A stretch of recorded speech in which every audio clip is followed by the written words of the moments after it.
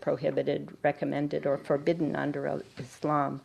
And even though they, like any social norms, may vary and change over time, the majority of Muslims still feel these principles provide the moral basis for human behavior. All Muslim majority countries of the region use Sharia law for personal status cases of marriage, divorce, custody, and inheritance. And even though Christians and others usually follow their own personal status laws, they have the same sense about the morality of personal obligations.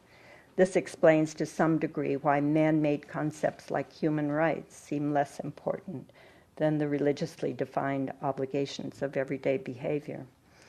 A woman, to carry this example to its conclusion here, is more likely to think of her role in terms of her obligations to others rather than in terms of her rights. Being just to others, in effect, should suffice to deliver them their rights. I learned much more about culture in writing these two books. To learn more about the academic lessons I learned, you can read the UAE book, but if you want to learn the more personal ones, you can read Simple Gestures. Both, I hope, will illuminate culture in their different ways to different audiences. And before I stop entirely, let me just say that the title Simple Gestures, people always ask me, where does that come from? And it comes from a quote in Anthony Shadid's book, Night Draws Near, where he says, "I'm drawn by the civilized propriety of the Middle East. Call the tradition hospitality or respect, generosity or decency, but the small, easy-to-ignore gestures add texture and create familiarity. No one," he says, "enters any room anywhere in the Arab world without being greeted. It never happens." Thank you. Thank you very much, Andrea. That was very interesting.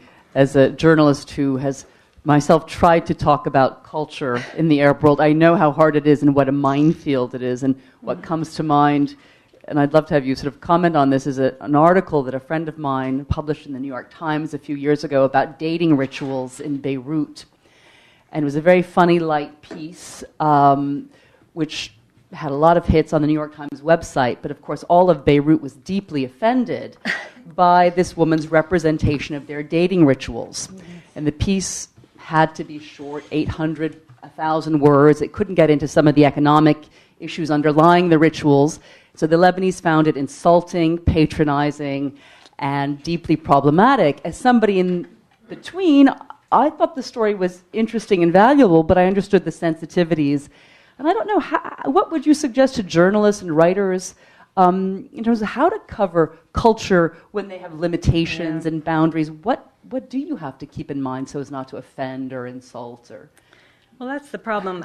My two books are meant for American audiences, and anybody who has lived in the Middle East is going to realize that they are oversimplifications in certain ways. In Simple Gestures, I really haven't commented much until the very end, so I'm hoping that people will see through my experiences with people and the activities we did together and things like that. I hope they'll see this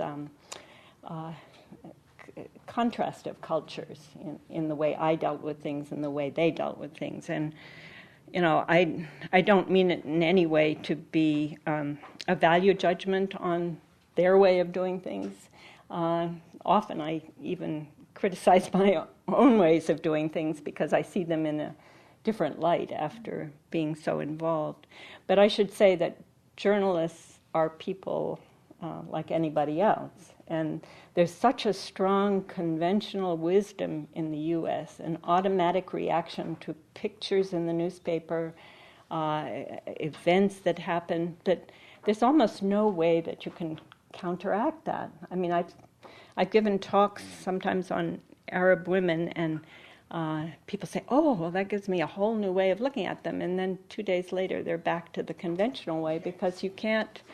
That's a human way of looking at things. It's a human capacity to see things in terms of your own values and images, and so. Pretty hard for people to get around. Totally, yes. If you would please state your name and your affiliation. Let's see.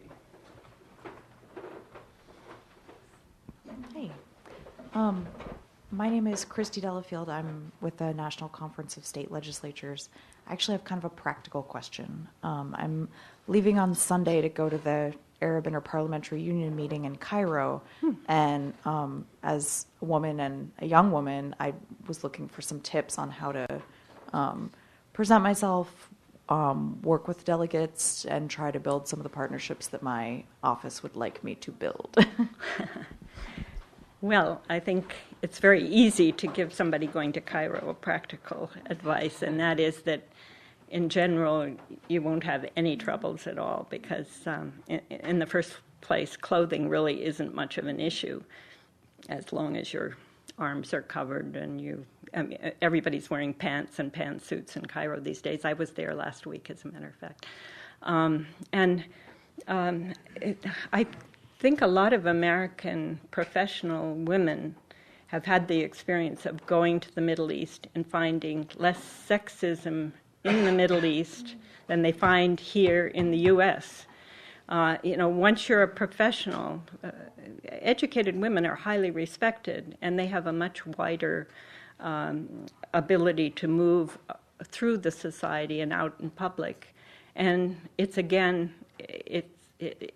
this nice girl concept, and sometimes I would have them, I would be walking across Cairo, one of Cairo's bridges, and come across a bunch of young men who would make comments to me in Arabic. They thought I didn't understand. And when I turned around and told them they should be ashamed of themselves and that I was the age of their mothers and what would their families ever think of their behaving that way, they just totally changed their demeanor and turned around, walked me across the bridge, and kept calling me Doctora all the time because that would be a respected title. So it basically means the assumption is that a respectable woman is a woman who's highly educated, and a professional American is fine. The only thing I would say that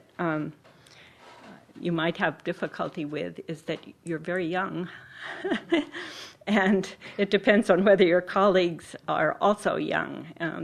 There's kind of a professional hierarchy of people who are older that's kind of automatic there. But fortunately, I will be bringing some state legislators with me who are older and more men than I am. No, but I'm just a little concerned that they're sort of focused on seeing the pyramids and not meeting with all of the different Arab delegates that we have to meet with. That's part of the culture. That's right. Thank you. Okay, I hope that helps if it doesn't come later. Please, 1 second. My name is Mohammed Shinawi, the Voice of America. Doctora,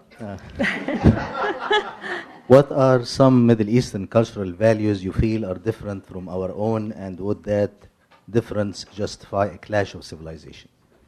Oh. Well, I don't want to talk about clashes of civilization because that has all kinds of bad connotations, but I think people can't help who go there and spend time there. I used to call it the cocoon effect of coming into Egypt or in any Arab country and feeling taken up by people that you get